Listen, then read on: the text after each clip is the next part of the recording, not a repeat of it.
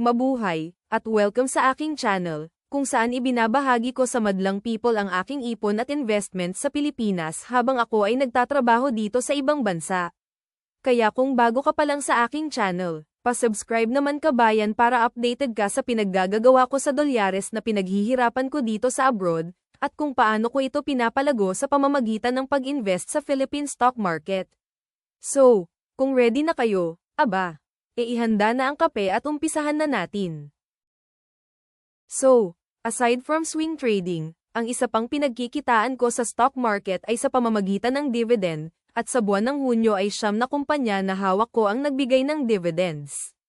Una dito ay ang Philinvest Land Incorporated na may ticker symbol na FLI, ang nagbigay ng dividend noong June 6, sa rate na 5 cents per share.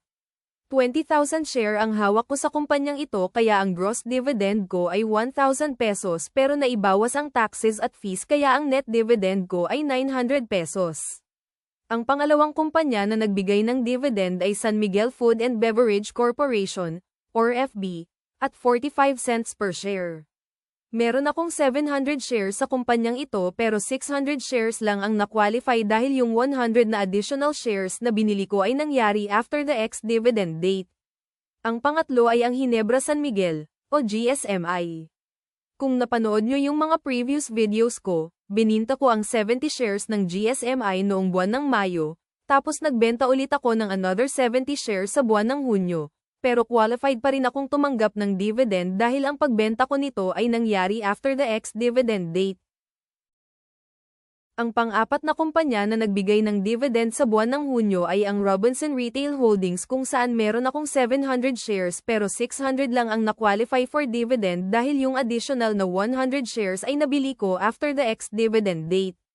Ang panglima ay Ayala Real Estate Investment Trust or AREIT kung saan meron akong 800 shares. Ang pang-anim ay Globe Telecom or GLO at a rate of 25 pesos per share.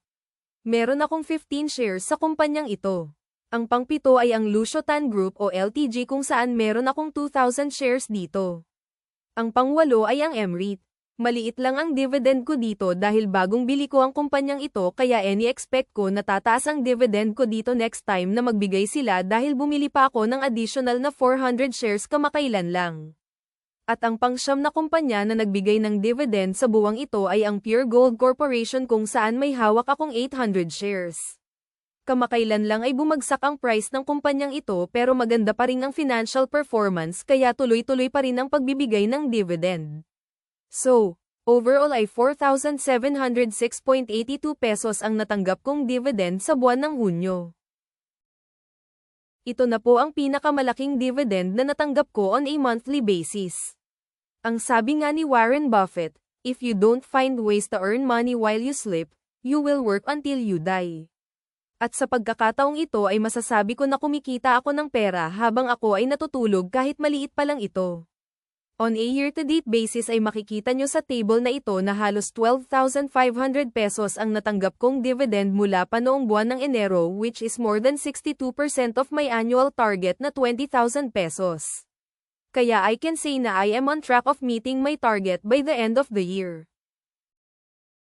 At yan po ulit mga ka-abroad ang update sa aking portfolio. Ugaliin po natin na mag-ipon at mag-invest para sa ating kinabukasan, para mamuhay pa rin tayo ng marangal pagbalik natin sa ating inang bayan. Good luck po sa ating lahat, at mabuhay ang Pilipinas!